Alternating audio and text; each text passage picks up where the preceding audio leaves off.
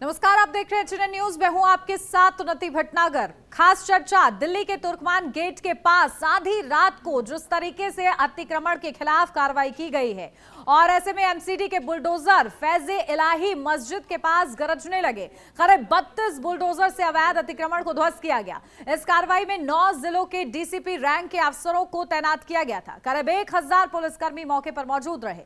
मलबा हटाने के लिए 70 से ज्यादा डंपर और 150 से अधिक एमसीडी कर्मचारी लगाए गए। बुलडोजर एक्शन से स्थानीय निवासियों में हड़कंप मच गया। स्थानीय लोगों ने इस कार्रवाई का विरोध किया। जब इस कार्रवाई को अंजाम दिया जा रहा था तब भीड़ ने कर्मचारियों और पुलिस पर पथराव किया, जिसके बाद वीडियो भी सामने आ रहे हैं। पत्थरबाज गैंग बैरिकेडिंग तोड़कर कार्रवाई रोकने पहुंचे थे, लेकिन पुलिस ने आंसू गैस के गोले छोड़कर उसे खदेड़ दिया। इस पूरे मामले में 10 से ज्यादा लोगों को हिरासत में लिया गया है। सीसीटीवी फुटेज और बॉडी कैमरा रिकॉर्डिंग की मदद से पत्थर फेंकने वालों की पहचान की जा रही है। इलाके में बीएनएस की धारा 164 लागू की गई है। तो देखिए, आखिर इस पूरे मामले पर चर्चा ये कि पत्थरबाजी वाला ये जो पैटर्न अपनाया जाता है वो कब तक यूं ही चलेगा। अतिक्रमण के खिलाफ एक्शन करने टीम पहुंचती है, लेकिन टीम पर ही उल्टा पत्थरबाजी हो जाती है। आखिर कौन ये लोग हैं जो लगातार भीड़ को इकट्ठा करते हैं, इस तरीके की पत्थरबाजी करवाते हैं? क्या पूरा मामला है, चलिए एक बार आपको वो भी बताते हैं। जहां फैजे इलाही मस्जिद की प्रबंधन समिति ने दिल्ली एमसीडी के 22 दिसंबर 2025 के आदेश को दिल्ली हाईकोर्ट में चुनौती दी। इसमें कहा गया कि मस्जिद के बाहर की जो करीब 0.195 एकड़ जमीन पर बने ढांचे अवैध हैं, उन्हें हटाया जाएगा। एमसीडी का कहना है कि अतिरिक्त जमीन पर मालिकाना या वैध कब्जे के दस्तावेज पेश नहीं किए गए हैं। एमसीडी का यह आदेश 12 नवंबर 2025 को हाईकोर्ट की डिवीजन बेंच के निर्देशों के आधार पर जारी किया गया था। डिवीजन बेंच के आदेश में तुर्कमान गेट के पास रामलीला ग्राउंड से करीब 48,940 वर्ग फुट अतिक्रमण हटाने को कहा गया। मस्जिद समिति का कहना है कि यह जमीन वक्फ संपत्ति है, वह इसके लिए वक्फ बोर्ड को लीज किराया देती है। 6 जनवरी को ही दिल्ली हाईकोर्ट ने अतिक्रमण हटाने के आदेश को चुनौती देने वाली याचिका पर नोटिस जारी किया था और एमसीडी से जवाब मांगा था, जिसके बाद ये एक्शन लिया गया है। और देखिए, इस एक्शन का जमकर विरोध किया गया है। ग्राउंड जीरो से जो तस्वीरें आई हैं वो इस वक्त हम आपको दिखा रहे हैं, जहां आधी रात अतिक्रमण पर जब प्रहार करने टीम्स पहुंचती हैं तो पुलिस की टीमों पर ही उल्टा हमला कर दिया जाता है, उन पर ही पत्थरबाजी होती है। हालांकि मामला हाथ से ना निकले, इसको लेकर यहां पर आंसू गैस के गोले छोड़े जाते हैं, हल्के बल का प्रयोग किया जाता है, लोगों को बैरिकेडिंग लगाकर रोकने का प्रयास किया जाता है। लेकिन आप एक बार फिर से इस भीड़ को जरा गौर से देखिए, जहां पर लोग पहुंच जाते हैं सड़कों पर और हाथ में उनके पत्थर होते हैं और पत्थरबाजी शुरू कर देते हैं। लेकिन ऐसे में सवाल यह है कि आखिर ये भीड़ इतनी बड़ी संख्या में कैसे जुटी? क्या इसके पीछे कौन वो शरारती लोग थे? ऐसे में क्योंकि उपद्रवियों की लगातार पहचान की जा रही है, जो बॉडी कैमरास हैं या जो सीसीटीवी हैं उनके आधार पर लगातार जांच हो रही है कि आखिर इन उपद्रवियों को गिरफ्त में लिया जाए। पुलिस ऑफिसर्स को जो मतलब हिंड्रेंस भी है, फिर राइटिंग का भी है, और पब्लिक प्रॉपर्टी को डिस्ट्रक्शन का पब्लिक प्रॉपर्टी वो भी सेक्शन है। डेमोलिशन तो ऑलमोस्ट हुआ। जो भी डेमोलिशन जो कैरी कर रहे हैं वो एमसीडी कर रहे हैं। तो MCD is the main nodal agency, हम तो सिक्योरिटी एजेंसी है। तो एमसीडी अगर हमें रिक्वेस्ट करेंगे, depending upon the existing situation, we will support. देखते हैं कि सरकार किसी भी ग्राउंड रियलिटी को बिना समझे जो है कोई भी कार्रवाई कर रही है, तो वहां के ग्राउंड रियलिटी को पहले एनालिसिस करना चाहिए और उसके अनुसार फिर अपने समाधान का रास्ता निकालना चाहिए। मेरे पीछे ये फैजे इलाही मस्जिद है, जिसका आप देख सकते हैं कि वहां तक किसी प्रकार की भी बुलडोजर कार्रवाई नहीं की गई। साथ ही आप देख सकते हैं जो फैजे इलाही मस्जिद के सामने बना बारात घर और एक दवा घर जो डिस्पेंसरी थी, उसे ही केवल डेमोलिश किया गया है, जिसे अवैध अतिक्रमण के तहत एमसीडी ने बुक किया गया था। साथ ही मैं दूसरी ओर दिखा दूं, ये रामलीला मैदान के साथ का वो एरिया है जिसके ऊपर कल देर रात बुलडोजर कार्रवाई की गई। लोगों के आरोप हैं कि आखिर ये बुलडोजर कार्रवाई देर रात ही क्यों गई। इस पर भी जो डीसीपी सेंट्रल दिल्ली है नितिन वल्सन, उन्होंने अपनी प्रतिक्रिया दी है और बताया कि हमने जो कार्रवाई है, हम केवल law and order maintain agency हैं, एमसीडी के द्वारा मांगे गए पुलिस बल के बाद हमने यहाँ पर शांतिपूर्ण ढंग बनाए रखने के लिए ही कार्रवाई अमल में लाई है। साथ ही जो पुलिस पर पथराव हुआ जिसमें 5 पुलिसकर्मी जख्मी हो गए हैं, उन्हें माइनर इंजरीज आई थी, उस मामले में पुलिस ने एक एफआईआर दर्ज कर ली है और लगातार जांच शुरू कर दी है। अब देखना ये होगा कब तक यहाँ पर ये शांति बनाए रखने के लिए जो पुलिस बल है वो कब तक डिप्लॉय यहाँ रहने वाला है। और चलिए इसी पर जानकारी लेते हैं और चर्चा करते हैं। हमारे साथ बेहद खास मेहमान जुड़ गए हैं, खेमचंद शर्मा नेता बीजेपी से जुड़ गए हैं। खेमचंद शर्मा जी बहुत स्वागत है आपका। विष्णु पांडे प्रवक्ता आम आदमी पार्टी से हमारे साथ जुड़ गए हैं। विष्णु पांडे जी आपका भी बहुत स्वागत है। तनुज दीक्षित अधिवक्ता हैं, वो हमारे साथ जुड़ गए हैं। किरण पाल हमारे संवाददाता हमारे साथ जुड़ गए हैं। सबसे पहले इससे पहले कि मैं मेहमानों का रुख करूं, किरण पाल अभी की क्या अपडेट है? चलिए शायद किरण पाल अभी हमारे साथ नहीं जुड़े हैं। ठीक है, तनुज दीक्षित जी सबसे पहले आपके पास आ रही हूं क्योंकि मामला देखिए दिल्ली हाई कोर्ट की तरफ से जो आदेश दिया गया उसी का पालन यहां पर किया जा रहा था। क्या वो पूरा आदेश था? क्या तथ्य रखे गए वक्फ बोर्ड की तरफ से, क्योंकि ये कहा जा रहा था कि ये वक्फ की संपत्ति है? क्या तथ्य समझे गए और किस तरीके से, क्या कहने पर, किस आधार पर ये आदेश दिए गए कि हाँ ये जो संपत्ति है वो सरकारी संपत्ति है?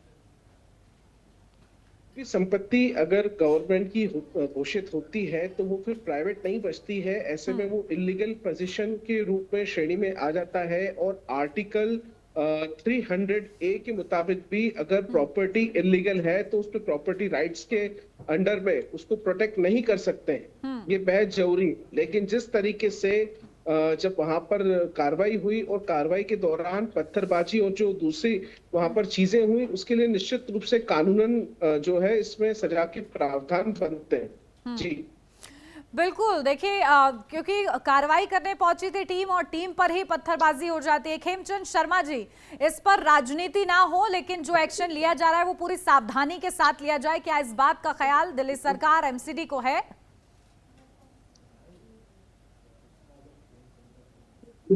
नमस्कार, आपको आवाज आ रही है मेरी? जी आ रही है खेमचंद जी। सबसे पहले तो आपके टीवी के माध्यम से मैं सरकार को और एजेंसीज को बहुत बहुत साधुवाद करना चाहता हूं, धन्यवाद करना चाहता हूं कि उन्होंने अपनी ओर से पूरी तरीके से रिस्ट्रेंट बरता। पत्थरबाजी के बावजूद, उकसाने के बावजूद उन्होंने अपनी ओर से कोई भी ऐसी कार्रवाई नहीं की जिससे जो लोग वहां पे हिंसा फैलाना चाह रहे थे, अफवाह फैलाना चाह रहे थे या दिल्ली में दंगा करवाना चाह रहे थे, उनके मंसूबे पूरे हों। दूसरा, जो सरकारी संपत्ति पे कब्जा किया हुआ था, उस पे अतिक्रमण किया हुआ था, उस अतिक्रमण को हटवाने में भी उन्होंने पूरा योगदान दिया। ये कोर्ट के आदेश पे हो रहा है। कुछ लोग, कुछ पार्टियां राजनीति कर रही हैं क्योंकि वो मुस्लिम राजनीति करती हैं, वो मुस्लिम अपीजमेंट की पॉलिटिक्स करती हैं। चाहे उसके लिए वो दिल्ली को बेचना पड़े तो वो दिल्ली को बेच दें, देश को बेचना पड़े तो देश को बेच दें, कहीं भी कैसे भी अतिक्रमण करना पड़े तो वो करवा दें। लेकिन अब जो सरकार है वो सरकार है जो देश के लिए सोचती है, अतिक्रमण के खिलाफ है, क्योंकि जो सरकारी संपत्ति है उसका उपयोग सबके लिए होता है, सभी दिल्ली वालों के लिए होना चाहिए, होगा जब ये अतिक्रमण हट जाएगा। तो मैं ऐसा समझता हूँ, मैं इसका स्वागत करता हूँ, पार्टी भी हमारी स्वागत करती है। जो एक्शन हो रहा है वो कोर्ट के कहने पे हो रहा है, कोर्ट के निर्देश पे हो रहा है और ये एजेंसीज की ड्यूटी है। ठीक है, विष्णु पांडे जी इस कार्रवाई पर आपका क्या स्टैंड? नमस्कार। देखिए ये तो कोर्ट का ऑर्डर है और कोर्ट का ऑर्डर तो सर मान्य होता है, इसमें तो कोई भी किसी पे भी बात, ठीक है, राजनीति नहीं करनी चाहिए। और रही बात पत्थरबाजी की, तो पुलिस तो जांच कर रही है। अगर सरकारी काम में किसी तरीके से कोई बाधा उत्पन्न करता है तो वो तो पुलिस फ्री हैंड काम करे, एजेंसियां ही इनकी है और जो भी इनको ठीक लगेगा, जो भी उचित कार्रवाई, जैसे भी आपने बताया कि 10 लोगों को अरेस्ट किया गया है, डिटेन किया गया है, इंक्वायरी हुई है, तो सरकारी काम में बाधा तो ठीक नहीं है। पर ये कि किस तरीके से भी ये जांच का विषय भी चीजें और निकल के आएंगी और बाकी कोर्ट का मैटर है तो कोर्ट का जो ऑर्डर है वो तो सबके लिए मान्य है। मैम बिल्कुल, देखिए खेमचंद शर्मा जी, आप लोग को क्या इस बात का आइडिया था या एमसीडी को इस बात का आइडिया कि आखिर जब इतने संवेदनशील इलाके में आप पहुंच रहे हैं, वहां पर मस्जिद के पास का अतिक्रमण आप हटा रहे हैं, तो वहां पर पत्थरबाजी हो सकती है, इसको लेकर क्या पहले से तैयारियां थी? देखिए, पुलिस ने तैयारी की, तभी आपने देखा कि जिस तरीके से कुछ लोग हिंसा वहां पे फैलाना चाह रहे थे या दिल्ली में दंगा करवाना चाह रहे थे, वो दंगे की स्थिति नहीं हुई। कुछ लोगों ने वहां पे अपनी हद पार करके असामाजिक गतिविधि की, उनको आइडेंटिफाई किया जा रहा है, उन पर कार्रवाई होगी, उन पर मुकदमा दर्ज किया गया है। और मैं ऐसा समझता हूँ कि इस तरीके की कार्रवाई होगी कि भविष्य में जब सरकारी काम होगा तो उसमें ये लोग वहां पे कोई बाधा नहीं उत्पन्न करेंगे। अगर करेंगे तो इनको पता चलेगा कि उन पे ठोस कार्रवाई हो रही है। तनुज दीक्षित जी, क्या कुछ कार्रवाई की जा सकती है इन उपद्रवियों पर? क्या क्लॉज है कानूनी तौर पर? क्या कुछ हथियार हैं? क्योंकि देखिए लगातार यह पैटर्न बन चुका है, खासतौर से राजधानी दिल्ली में, जहां पर जब भी आप कार्रवाई हो या फिर कोई जुलूस निकाला जाए वहां पर इस तरीके से दंगे हो जाते हैं। आखिर इसको लेकर कितने कानूनी तौर पर क्या कुछ एक्शन लिया जा सकता है ताकि सख्त संदेश जाए?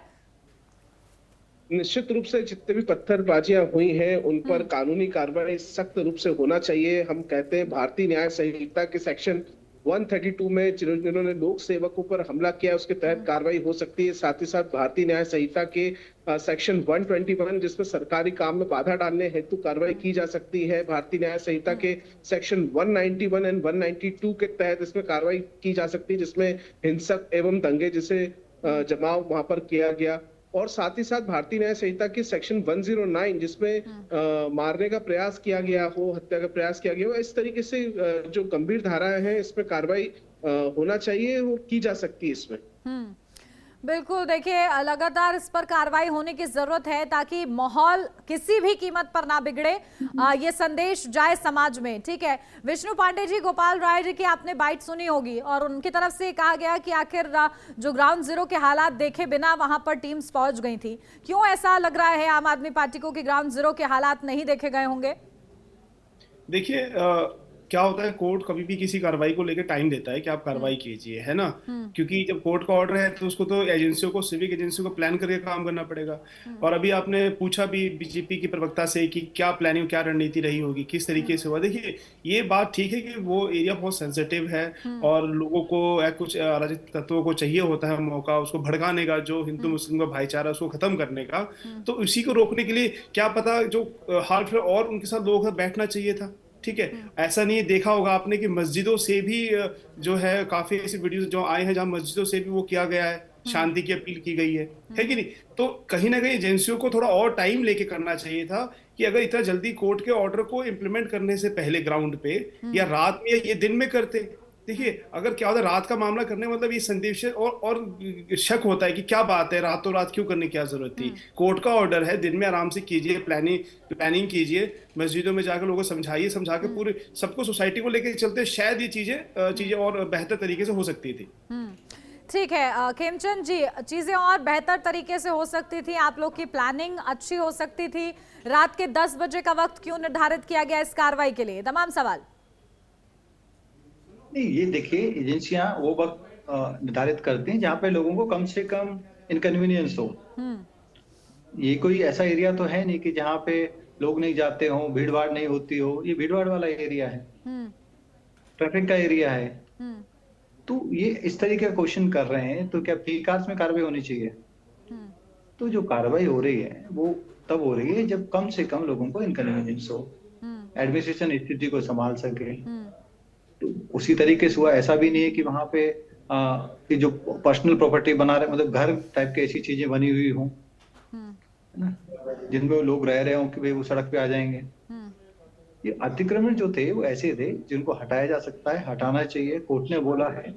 और उनके रात में हटाने से इमीडिएटली नहीं, लेकिन खेमचंद शर्मा जी, सोचने का विषय है कि बार बार ये जो पत्थरबाजी वाला पैटर्न है ये क्यों अपनाया जा रहा है और इसकी कानो कान खबर प्रशासन तक क्यों नहीं पहुंच पाती है?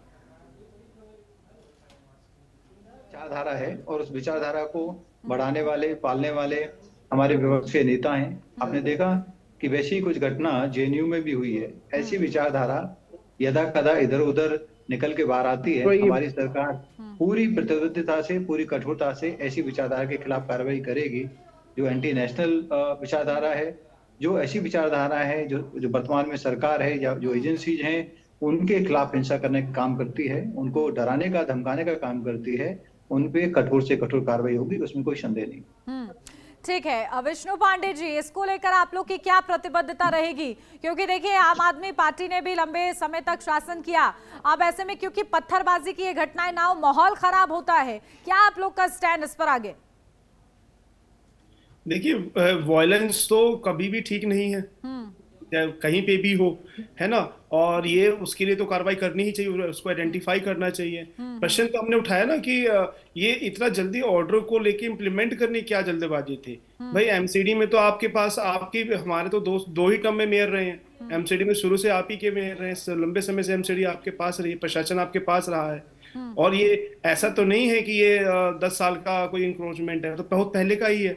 तो देखिए सिविक एजेंसियों को और बीजेपी को थोड़ा सोचना चाहिए, बहुत जल्दी एक्शन ना लें। सोसाइटी को लेके चलना ही पड़ता है और सोसाइटी में हर प्रकार के लोग रहते हैं, तो उस पर नजर रखने की जरूरत है। कहीं ना कहीं हम ये नहीं कह रहे कि एजेंसियां फेल हुई हैं, क्योंकि कुछ लोग होते भी जरूरी है, पर बहुत जल्दबाजी करी, रात को ना करके। देखिए रही बात सुबह कर लेते, क्या दिल्ली में आपने 6 बजे नहीं देखा अतिक्रमण होते हुए? क्या 4 बजे होते हुए नहीं देखा आपने? 7 बजे नहीं होते हुआ? तो पूरी दिल्ली में ही हर जगह जाम होगा, पूरी दिल्ली इतनी इसकी बसावट ही ऐसी है। तो अतिक्रमण को तोड़ने के लिए जो टाइम होता है वो टाइमिंग पे ही प्रश्न है। आप रात के 1-2 बजे जा रहे हैं, तोड़ रहे हैं, तो थोड़ा शक लोगों के बीच हो सकता है। देखिए सुबह 6 बजे होता, चीजें होती, थोड़ा कंट्रोल में लेकिन हो रहा। दोनों बातों में से विष्णु पांडे जी आपको क्या लगता है, किस बात पे ज्यादा गौर करना चाहिए? कि टाइमिंग खराब था, इस बात पे ज्यादा गौर करना चाहिए, या फिर जब जब कार्रवाई के लिए टीम्स पहुंचती है इतनी बड़ी संख्या में ये भीड़ जुट कैसे जाती है, इस बात पर गंभीरता से विचार होना चाहिए? क्या किस बात में वजन ज्यादा लग रहा है? नहीं देखिए, दिल्ली का एरिया आप देख लीजिए, पॉपुलेशन देख लीजिए, तो ऐसा कौन सा एरिया है जहाँ पे आज की डेट में, जब हम सोशल मीडिया के जमाने में तो बहुत वायरल, एकदम से वायरल होता है चीजें, लोग बहुत जल्दी इकट्ठा हो जाते हैं। और वो हॉटस्पॉट एरिया था दिल्ली में, सारे एरिया ही ऐसे हैं जहाँ पे बहुत ज्यादा, आपको 5 मिनट नहीं लगेगा, लोग रुक रुक के देखने लग जाते हैं। क्राउड तो होगा, तो क्राउड को मैनेज करने का काम तो एजेंसियों का था। और रही बात रात के सुबह कर लेते तो ज्यादा बेहतर रहता, तो शायद चीजें नहीं होती, क्योंकि एजेंसियों का कहीं ना कहीं बहुत जल्दबाजी दिखाई कोर्ट के ऑर्डर को इम्प्लीमेंट करने के लिए ग्राउंड पे।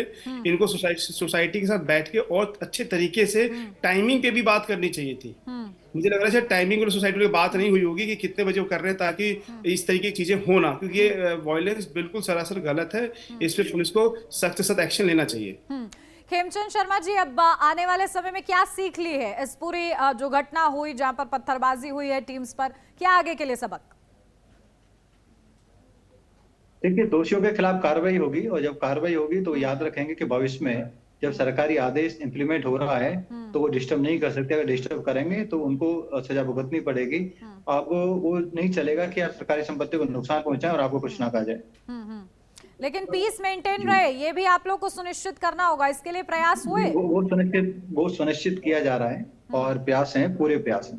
पूरी इस पत्थरबाजी के बाद ना ये प्रयास किए जाएं, पत्थरबाजी से पहले ही, क्योंकि प्रशासन को कहीं ना कहीं इतने चाक चौबंद व्यवस्था और ये आइडिया लग जाना चाहिए कि आखिर ये इलाका संवेदनशील है, तो इस तरीके की भ्रामक जानकारियां ना हो, भीड़ ना जुटाई जाए। इसकी कोशिशें अगर हो रही हैं तो ये तो फिर सोचने का विषय है। नहीं, कोशिशें हुई हैं, नहीं तो बड़ी हिंसा हो सकती थी।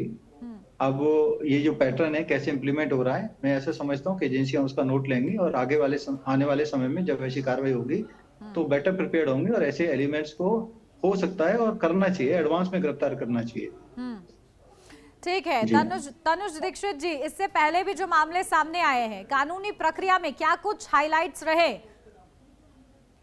देखिए पहले भी कई बार देखने को मिला कि कानूनी जब कभी भी अतिक्रमण तोड़ने की बात आती है तो कई तरह की बाधाओं का सामना करना पड़ता है। कई बार इस तरीके की पत्थरबाजियां, हमले हम आए दिन देश भर में, बात सिर्फ दिल्ली तक सीमित नहीं है, हम देश भर में कई मामलों में ऐसा देखते हैं कि जब कभी भी इस तरीके के, और देखिए एंक्रोचमेंट की जब भी बात होती है तो जब बात यह है कि आपने अगर इंक्रोचमेंट करा है तो उसको हटाने की आवश्यकता कानूनन रूप से जो बाध्यता है उसको आप डिनाय नहीं कर सकते। मैंने आपको बताया कि जो आर्टिकल 300A है वो भी प्रॉपर्टी राइट में इलीगल पोजीशंस को मान्यता नहीं देता है, और ये बात की हमेशा जो है ध्यान रखने की आवश्यकताएं होती हैं। पर इस तरीके की जो स्थितियां निर्मित होती है इस पे निश्चित रूप से कड़ी से कड़ी कार्रवाई करना चाहिए, और भारतीय न्याय संहिता के जो गंभीर सेक्शंस इसमें इंप्लीमेंट होते हैं उनको इम्पोज करके इनमें जितने भी चिन्हित आरोपी हैं उन पे कार्रवाई होना चाहिए। जी बिल्कुल। और देखिए ये जो कार्रवाई की गई है अभी अतिक्रमण के खिलाफ, वो बारात घर और साथ ही साथ डिस्पेंसरी पर की गई है। और जो जानकारी अभी तक मिली है वो ये है कि इस बारात घर में निजी आयोजन हो रहे थे, तो किस तरीके से वो अलर्ट कर रहे थे? देखिए बात यही है कि जो आयोजन, देखिए आयोजन करने के लिए सबसे बड़ी चीज ये है कि आयोजन में क्या आयोजन था, इसकी तथ्यात्मक जांच हो, किस तरीके के आयोजन हो रहे थे और क्या वो वाकई में एक लीगल प्रोसेस का पार्ट थे। सबसे बड़ी चीज ये है कि जब टीम इंक्रोचमेंट हटाने जाती है तो उसके साथ पत्थरबाजी होती है, वहां पर अधिकारी घायल होते हैं। ये बहुत बड़ा मुद्दा है और इस पे कठोर कार्रवाई की आवश्यकता है। ठीक है विष्णु पांडे जी, आपने भी स्वीकारा था कि ये आज का तो नहीं है अतिक्रमण, ऐसे में पहले क्यों ये पूरा मामला सामने नहीं आया, इस पर कार्रवाई तब क्यों नहीं की गई? मैम इसका जवाब तो बीजेपी की वर्तमान सरकार देगी, क्योंकि केंद्र में तो वही है और एजेंसियां 2015 से एमसीडी का जो कुछ बॉडीज का ये इनके पास ही है। आप समझ रहे हैं, तो वो तो ऑलरेडी शुरू से इनके पास है। तो एमसीडी क्यों कोर्ट नहीं गई पहले और क्यों अभी कर रही है, तो जवाब तो वर्तमान सरकार देगी, इसके बारे में अच्छे से बता पाएगी। ठीक है केमचंद शर्मा जी, बताइए समय अभी ये जो कार्रवाई की गई है, एक तो टाइमिंग को लेकर आप लोग पर सवाल खड़े किए जा रहे हैं, और आखिर इतनी देर क्यों हो गई? देखिए हमें तो 7-8 महीने हुए हैं, लगातार आम आदमी पार्टी लंबे समय से सरकार में रही है, उन्होंने ऐसी इंक्रोचमेंट को बढ़ावा दिया है, इंकरेज किया है और आज कोर्ट के जो निर्णय है, कोर्ट के जो डिसीजन उनको इम्प्लीमेंट किया जा रहा है। हमें हमारी जो वर्तमान सरकार है उसको अप्रिशिएट करना चाहिए, वो काम कर रही है। इन लोगों ने जो गंद फैलाया है, इन लोगों ने इंक्रोचमेंट कराई है, आज उसको लोग आज इंक्रोचर से फ्री करके आम जनता के लिए या पब्लिक के लिए वो जमीन को खाली करवाया जा रहा है। बिल्कुल, देखिए अवैध अतिक्रमण के खिलाफ कार्रवाई होनी चाहिए, लेकिन ये भी सुनिश्चित करना चाहिए कि किसी भी तरीके से माहौल जो है ना बिगड़े, तनावपूर्ण स्थिति ना बने। ठीक है, आप सभी का बहुत शुक्रिया हमारे साथ जुड़ने के लिए। और इसी के साथ इस खास चर्चा में बस इतना ही। आप बने रहिए एचएनएन न्यूज के साथ।